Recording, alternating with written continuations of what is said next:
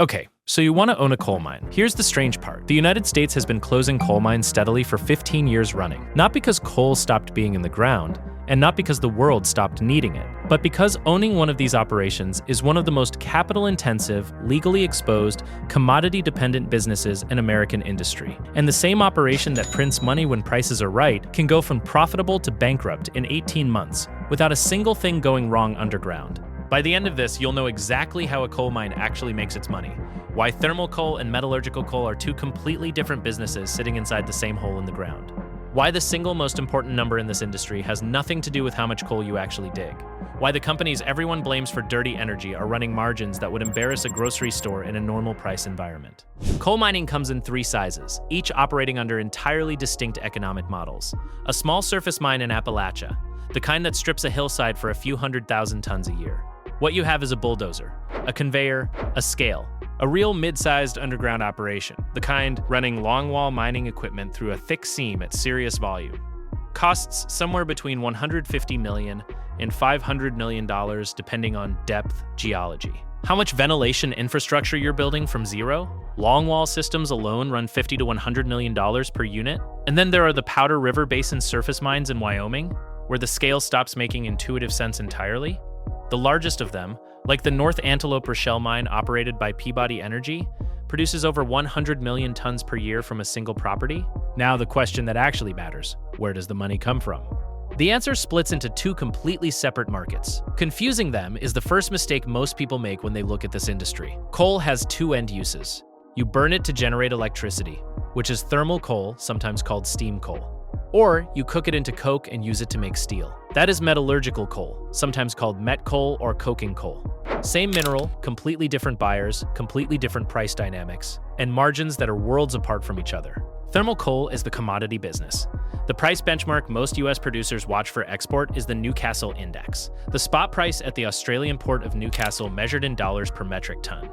For domestic sales, thermal coal typically moves on long-term contracts negotiated directly with power utilities.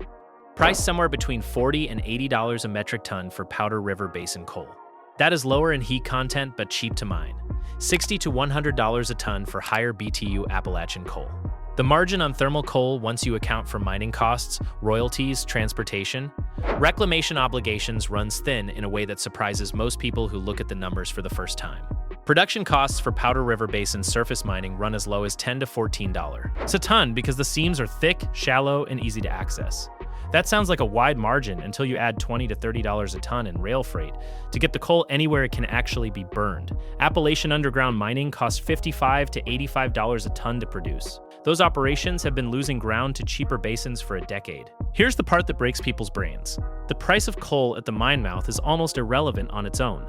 What actually determines whether a mine makes money is the difference between the all-in cost to produce 1 ton and the price that ton fetches after freight. The industry calls this the netback, and it functions exactly like the crack spread in oil refining. A mine in central Appalachia producing coal at $70 a ton and selling it into a utility contract at $75 a ton is not running a profitable operation once you layer in royalties, reclamation bond accruals, and equipment depreciation. That same mine, if spot prices spike to $120 a ton during a cold winter when European LNG prices push power generators back toward coal, is briefly printing cash for reasons that have absolutely nothing to do with how efficiently the operation is running underground.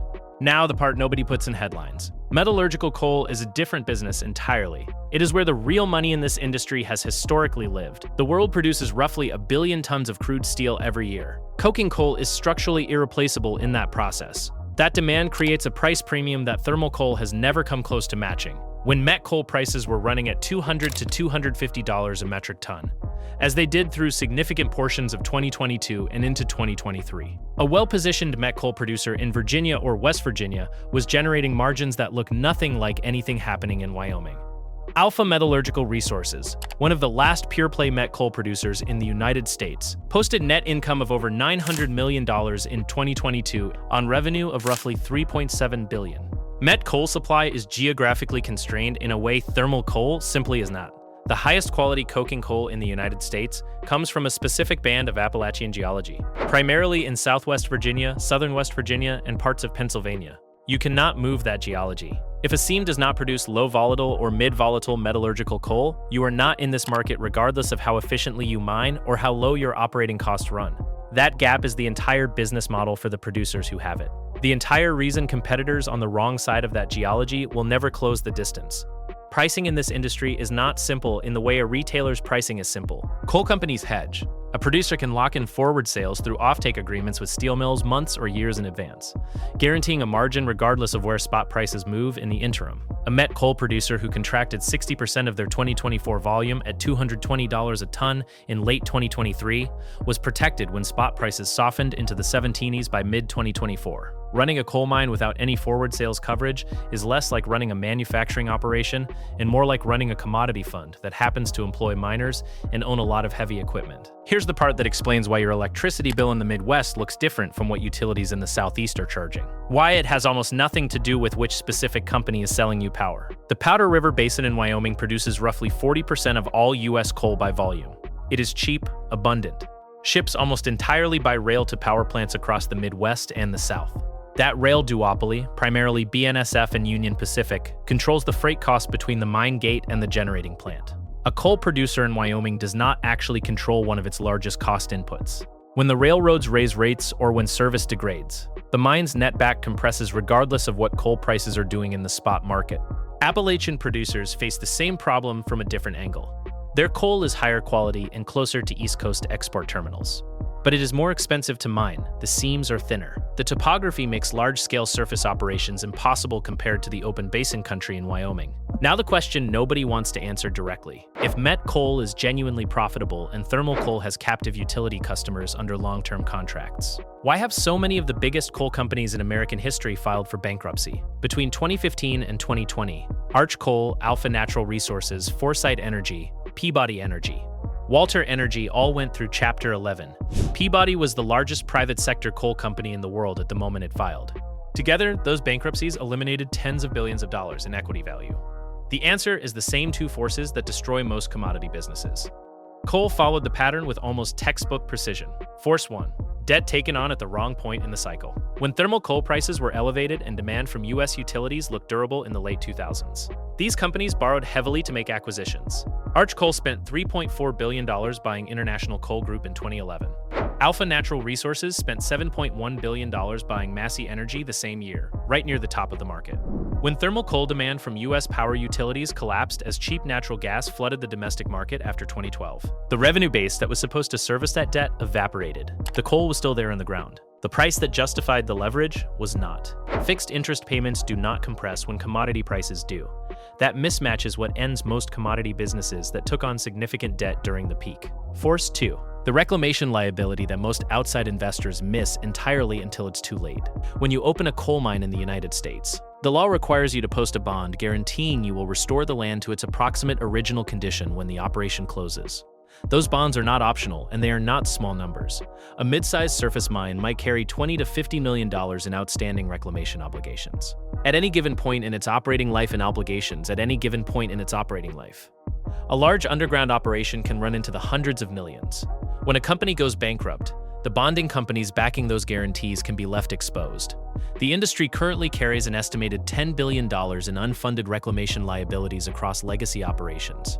For a working mine, that liability sits on the balance sheet the entire time the operation runs, growing with every additional ton pulled from the ground. It does not disappear if prices fall and production slows. And then there is the safety exposure. That is in a category by itself in terms of its potential financial scale. On April 5, 2010, an explosion at Massey Energy's Upper Big Branch mine in West Virginia killed 29 miners, the deadliest U.S. mining disaster since 1970. The Mine Safety and Health Administration found widespread violations of methane ventilation requirements and dust control standards. Massey had accumulated over 600 safety citations in the years leading up to the explosion. What came after defines the real risk in this business. Massey paid $209 million in total penalties and civil settlements, including a $10.8 million criminal penalty, then unprecedented in scale under U.S. mining law. The company's stock collapsed. Its acquisition by Alpha Natural Resources for $7.1 billion was announced just months after the disaster. At terms, Massey had no leverage to refuse. 29 lives, $200 million in direct legal costs, a company that ceased to exist independently within a year. Safety operating costs at a working mine are not incidental overhead that can be trimmed in a down cycle. A modern underground longwall operation spends $3 to $8 per ton produced on ventilation systems, methane monitoring, dust suppression, roof control, mandatory training programs that cannot be deferred. MSHA inspects underground mines at minimum 4 times per year, with additional impact inspections triggered by violations. A mine with a documented pattern of violations faces potential closure orders. That means zero revenue against the full fixed cost base. These obligations do not flex when coal prices soften. They are fixed costs that run whether the mine is producing at capacity or sitting idle waiting for the market to recover. So what does the actual economics look like modeled honestly? 2 scenarios with real numbers. Scenario 1. A surface thermal coal operation in the Powder River Basin producing 10 million tons per year at a cash mining cost of $13 a ton. At a utility contract price of $16 a ton, gross margin before anything else is $30 million. After federal royalties at 12.5% of revenue, rail freight, reclamation accruals, severance taxes, black lung excise taxes, a 10 million ton Powder River Basin operation might net $5 to $15 million annually in a stable price environment, against an asset that cost $200 million to develop. That is a return on capital that sends most institutional investors looking at other sectors unless there is a credible case for significant price appreciation above current contract levels. Scenario 2. A met coal underground operation in Virginia, producing 3 million tons per year of premium low volatile coking coal at a cash cost of $80 per ton. At $220 a ton, roughly where the seaborne market ran through 2022. Gross margin before royalties is $420 million on 3 million tons of production. After royalties, reclamation accruals, safety costs, corporate overhead, debt service on a $400 million capital build, free cash flow lands somewhere between $150 and $180 million annually during a strong price cycle. That is exactly the business Alpha Metallurgical Resources has been running. It is why the company went from near zero equity value coming out of bankruptcy in 2016 to a market capitalization that briefly exceeded $4 billion in 2022, when steel demand tightened globally and 2 separate supply disruptions hit the seaborne coking coal market simultaneously. Here's the part that defines whether this business works over any meaningful time horizon. U.S. coal demand for power generation has fallen from over 1 billion tons per year in 2008 to around 400 million tons in 2024. That decline is structural, driven by natural gas staying cheap, and utility-scale solar and wind eating the marginal generation capacity that coal used to own. The thermal coal business inside the United States is a shrinking market being served by a shrinking number of mines. The producers still operating know exactly what the trajectory looks like. The Powder River Basin will be the last domestic thermal coal region standing because it has the lowest cost structure. Appalachian thermal coal is largely finished as a competitive business. The seams that are left are too expensive to mine at prices that domestic utilities are willing to pay under current gas economics. The export market has partially offset what the domestic decline took away. U.S. coal exports reached 112 million tons in 2023, split roughly between thermal coal moving to Asia and Europe and metallurgical coal going to steel mills in India, Japan, South Korea, and Brazil. The API2 index, the European benchmark for steam coal delivered to Northwest European ports, can swing $40 to $60 a ton within a single calendar year, depending on LNG spot prices, Russian supply availability, how severe the winter turns out to be. A U.S. thermal coal producer with access to a deepwater export terminal, like the terminals at Newport News or the Baltimore Marine Terminal, can shift volume between domestic utility contracts and export spot sales depending on which direction the price differential is running. That optionality carries real balance sheet value even in periods when it is not being actively used. The royalty and tax structure is something most outside investors never fully account for until they run the actual numbers. Federal coal leases on Powder River Basin land carry a 12.5% royalty on the value of coal at the mine mouth for surface production. State royalties stack on top of federal royalties in some jurisdictions. Wyoming levies a severance tax. West Virginia and Kentucky add their own. The black lung excise tax adds over $1 per ton on underground production. Surface owner agreements on privately held land can add additional per ton payments that vary entirely by individual negotiation. For a low-margin thermal coal producer running on thin netbacks, the total government take across royalties, severance taxes, excise taxes can represent 20 to 30% of gross revenue. That percentage does not flex downward when commodity prices fall. When prices drop, royalties compress the margin further in dollar terms, even as the rate stays the same. When prices spike, the government's cut scales up automatically and proportionally. The companies still operating profitably in this business are not the ones that tried to grow through acquisitions during the last bull cycle. They are the ones that paid down debt, maintained their reclamation bonds fully funded, kept their safety records clean enough to stay out of pattern of violation status with MSHA, held on to their metallurgical coal assets when the temptation to sell was highest. Consol Energy spun off its natural gas assets, focused on its Pennsylvania longwall complex, has been generating consistent free cash flow against a disciplined balance sheet ever since.